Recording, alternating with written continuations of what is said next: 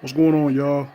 This is Caleb again coming to you with another NCAA tournament reaction video. This is to my reaction of last night's. This is Sunday. As the I just want to say at first, it's Sunday as I'm about to watch the South Carolina Florida regional final in the East Regional. So is that right? Yeah, I think it is the East Regional. But want to talk about last night's games, Saturday night's games, the Elite Eights games. Starting first with the Xavier versus Gonzaga. Gonzaga just so blew away Xavier. Xavier with a great run. The eighth 11th seed ever to reach the Elite Eight, but came up short against Gonzaga. Gonzaga, the first team in the West Coast Conference to make the Final Four since 1957. That's a huge accomplishment, especially for Gonzaga. They've been a powerhouse. They've been the team in that division for a long time. Excuse me, that conference for a very long time, and to see them finally able to get to a Final Four, that's heartwarming, man. And we'll see what happens down in Arizona. See what happens down in Arizona with them. Then now we're going to move to the Midwest Regional Final. Oregon, the number 3 seed in the Midwest region, taking on the number 2 overall seed, Kansas, number 1 in the Midwest. Basically a home game for Kansas in Kansas City, Missouri, where I stay. It's crazy. Oregon, I mean, the first half was all Oregon, man. And Jordan Bell was just a complete monster, man. Had a hell of a game all around. It was at like 11 points, 13, 14 rebounds, 8 blocks. I mean, Oregon led the country. I think they led or they were second in the country in blocks with 6.3 a game. Most of that was due to their big man, Chris Boucher. But Boucher, I forgot how he pronounced his last name, but Boucher went down in the Pac-12 tournament with a torn ACL. So Jordan Bell, he was a little bit undersized. I think he was like 6'9". I think he's like 6'9" as a center, but freakishly athletic as heck.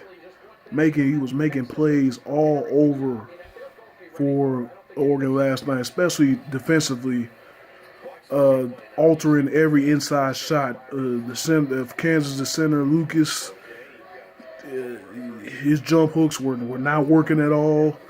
Frank Mason. He did everything he could to keep Kansas in it, but it was certain times he was driving into the lane. Anybody was driving into Mason, Graham, whoever. Bell seemed to have an effect on every shot that was inside the paint almost. You know what I'm saying? He seemed to have an effect on any shot. I mean, it was incredible to watch. Oregon, and then Dorsey and Brooks led them offensively. Dorsey, that dude, that's a cold dude. And then Brooks, Pac-12 Player of the Year, making big shots. Both him and Dorsey making contested threes, getting to the basket. For Kansas, another tough ending to their season. Josh Jackson getting in foul trouble early. I think he had 2 fouls. In 2 minutes hadn't even gone off the clock yet.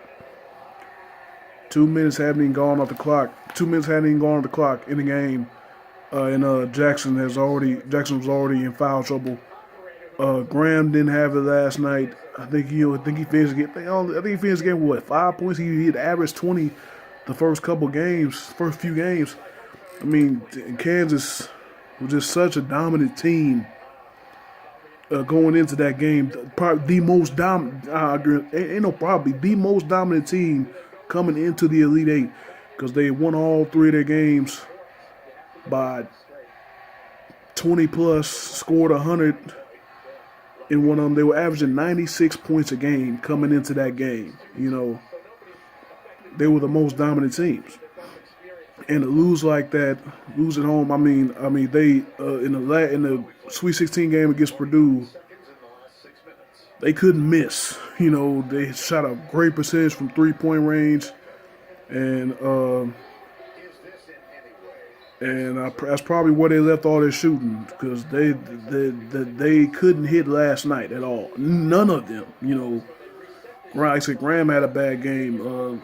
Jai Jackson, of course, with foul trouble, he didn't have his first basket until in the second half. You know, Luke, he hit a couple. You know, but yeah, Graham didn't step up. Mason did everything he could. Mason had a great game, but no one else helped him out. Lucas, that was just a very bad game. You hate to see Mason's career end like that in National Player of the Year. Kansas has so many comebacks in the season, in the regular season. Of course, you all remember that comeback. I made a video about it. That comeback against West Virginia, and they were down. It was an 18 with less than 3 minutes left in Allen Fieldhouse. Huge comeback, huge choke job by West Virginia as well. But they made a habit of that all year. They got down early, but they were always able to make their way back, except against Iowa State, who beat them in Kansas to snap their home winning streak, and then TCU in the second round of the Big 12 tournament. Tough ending for Kansas, man. Oregon. The last time they reached the Final Four was the inaugural NCAA tournament back in 1939 when they won it all.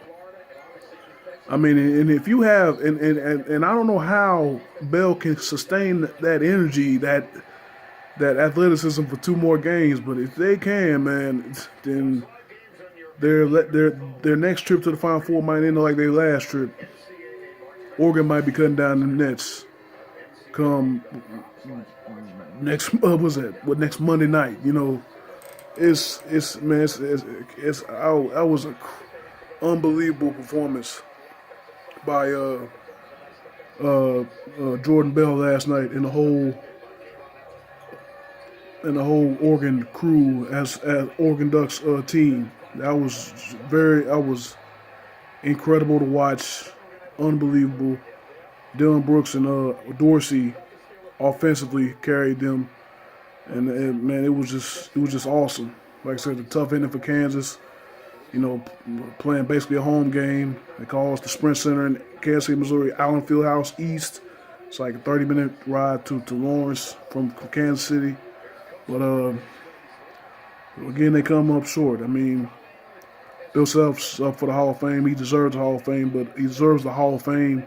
He deserves to be inducted into the National College Hall of Fame, also located in Kansas, Missouri. Hey, right next to the Sprint Center. But anyway, yeah, I think he deserves to be a Hall of Famer, but they always have the stat about Kansas as the number 1 seed. It was their 5th loss.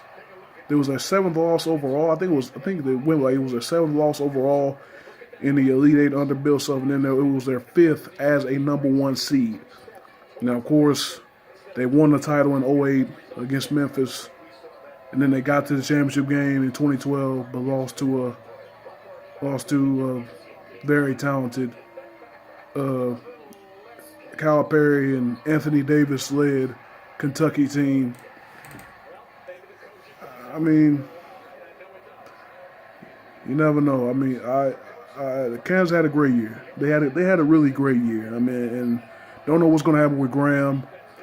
Mason's leaving. Lucas is leaving. Jackson's definitely leaving. Probably going to be a top 5 pick in the draft.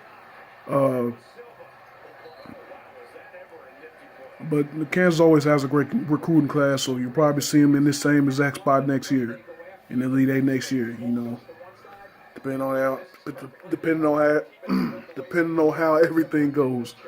I'm gonna end this video before I lose my train of thought. But thank you guys for watching. Leave a comment. Let me know what you thought about 2 Elite Eight games Saturday night, and I'm gonna try to bring you another video of my reaction for these two Elite Eight games today, as I'm watching South Carolina, Florida right now. But again, thank you guys for watching. Leave a comment, leave a like if you like this video. Comment, subscribe, share. Thank you guys for watching. I'm gonna holler at y'all next time.